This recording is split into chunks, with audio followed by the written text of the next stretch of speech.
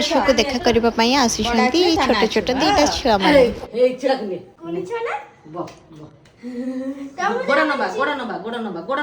କୃଷ୍ଣାଶ୍ରୀ ହାତ ବଢଉଛି ନବ ବୋଲି ଧରିବ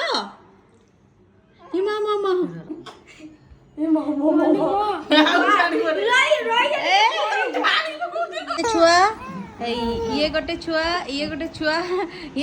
ସେମାନଙ୍କ ସହ କିଛି ଟାଇମ୍ ସ୍ପେଣ୍ଡ କରି ମୁଁ ଯାଇଥିଲି ରୋଷେଇ ଘରକୁ କାହିଁକି ନା ଆଜି ବୋଉ ବହୁତ ସାରା ମଟର ସିଝେଇକି ରଖିଥିଲା। କହିଲା ତୁ ଟିକେ ସେ ପନିର ପକେଇକି ମଟର ତରକାରୀ ସିମ୍ପଲ୍ ଭାବରେ କରିନେ। ତ ମୁଁ ଏଠି ତେଲ ଟିକେ ପକେଇ ଚିନି ଆଉ ଲଙ୍କାଗୁଣ୍ଡ ଦେଇ ପିଆଜ ଦେଇ ଜାରି ଦେଉଛି। ଚିନି ଟିକେ ପକାନ୍ତି କଲର୍ ପାଇଁ, ଆପଣମାନେ କିଏ ପକାନ୍ତି କି ନାହିଁ ନିହାତି କମେଣ୍ଟ ସେକ୍ସନରେ କମେଣ୍ଟ କରିକି ମୋତେ ଜଣେଇବେ। ମଟର ଚାଟ୍ ଖାଇବା ପାଇଁ ମୋତେ ବହୁତ ଭଲ ଲାଗେ, ସେଥିପାଇଁ ସେତେ ସାରା ସିଝେଇଥିଲା। ସେପଟେ ଛୁଇଁ ଭଜା ପାଇଁ ସବୁ ରେଡ଼ି କରିଦେଇଥିଲା, ମୁଁ ଖାଲି ଜଷ୍ଟ ପକେଇକି ଟିକେ ଗୋଳେଇ ଦେଲି। ତାପରେ ଏଠି ମା ଝିଅ ବସି ଯାଇଥିଲୁ ଆମେ ଖାଇବା ପାଇଁ।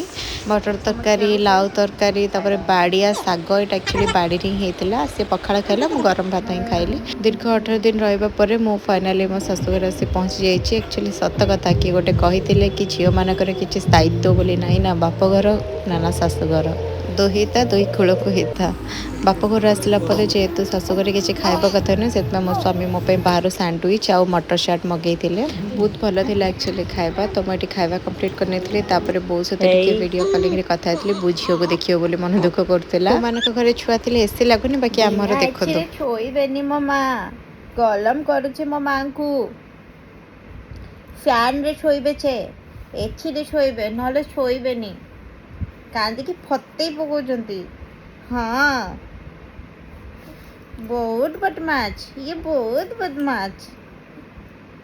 ସବୁ ବୁଝିପାରୁଛନ୍ତି, ସବୁ ବୁଝିପାରୁଛନ୍ତି। ହଁ ଏସି ହାୱା ଲାଗୁନଥିଲା, ମୁଁ ତାକୁ ସେପଟେ ଶୋଇ ପକାଇଥିଲି, ଏସି ହାୱା ଲାଗୁନଥିଲା। କାନ୍ଦ ମାନେ ପୁଣି ଏପଟେ ଆଣି ଟିକେ ଶୋଇ ପକାଇଲି, ତାକି ଫ୍ୟାନ୍ ହାୱା ଟିକେ ଲାଗିଲା, ଟିକେ ଥଣ୍ଡା ଲାଗିଲା, ଏସି ଲାଗିଲା। ମ୍ୟାଡ଼ାମ୍ ବାବା ଟିକେ ଶାନ୍ତିରେ ଶୋଇଛନ୍ତି ଆଉ ଖେଳୁଛନ୍ତି। କ'ଣ କରିବା? ଆପଣମାନଙ୍କର ଘରେ ଏସି ଲାଗୁଛି ଛୁଆ ପାଇଁ କି ଫ୍ୟାନ୍ ଲଗାଉଛନ୍ତି? ପ୍ଲିଜ୍ ଟିକେ କମେଣ୍ଟ କରି ମୋତେ ଜଣେଇବେ। ମୁଁ ଟିକେ ଜାଣିବାକୁ ଚାହୁଁଛି, ଇଏ ଏମିତି ନା ସମସ୍ତେ ସେମିତି? ଟାଟା ପୁଣି ଦେଖା ହବା ଆଉ ଗୋଟେ ଇଣ୍ଟରେଷ୍ଟିଂ ବ୍ଲଗ୍ରେ। ମୁଁ କେମିତି ଆସିଲି ମୋ ମାମାଙ୍କ ପାଖକୁ, କ'ଣ ସବୁ ଥିଲା ସିମ୍ପଟମ୍ସ, ମୋ ମାମା ଆପଣଙ୍କ ସହିତ ସେୟାର କରିବେ। ଆପଣ ଅପେକ୍ଷା କରନ୍ତୁ ଆଉ ଢେର ସାରା ଭଲ ପାଇବା ଆଉ ଆଶୀର୍ବାଦ କରନ୍ତୁ। ହଁ, ଆପଣମାନଙ୍କ ଡିମାଣ୍ଡସରେ ମୁଁ ବହୁତ ଜଲ୍ଦି ନେଇକି ଆସିବି ମୋ ଅଲ୍ଟ୍ରାସାଉଣ୍ଡ ରିପୋର୍ଟ ସହିତ ମୋର ସବୁ symptoms. So stay tuned guys, love you all, Radhe Krishna. ଏମିତି ଭଲ ପାଇବା ଆଶୀର୍ବାଦ ଦଉଥାନ୍ତୁ।